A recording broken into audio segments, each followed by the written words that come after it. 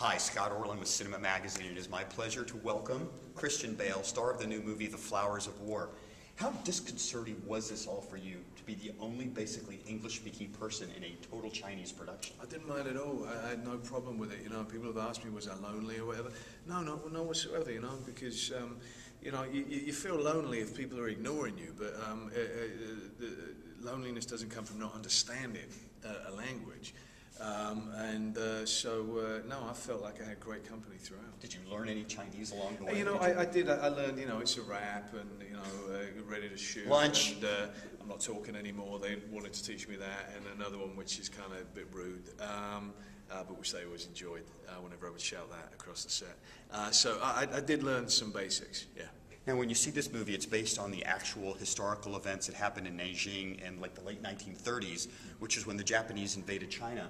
How much historical knowledge did you have about these events, and did you do any research? I had a reasonable amount. I mean, I made Empire of the Sun years back, which was about the same era. I was aware of the rape of Nanking, had the Iris Chang book, but I learned a whole lot more about it for this. But I've got to say, you know, the research is something that personally interests me, but, you know, the fact is the character would not have known. You know, there wasn't the power of hindsight. He was discovering it in the movie. So it wasn't essential for playing the role. Now, essential playing for the role, he is a mortician in the movie, and I understand that you actually did a little research with actual morticians. Yeah. It's kind of creepy. I mean, you think from the outside, was it interesting? You know, it is disconcerting a little bit, but the thing that I found with the particular mortician who I went and interviewed and observed, it was actually a really wonderful approach that he had to it. He really cared for what he did.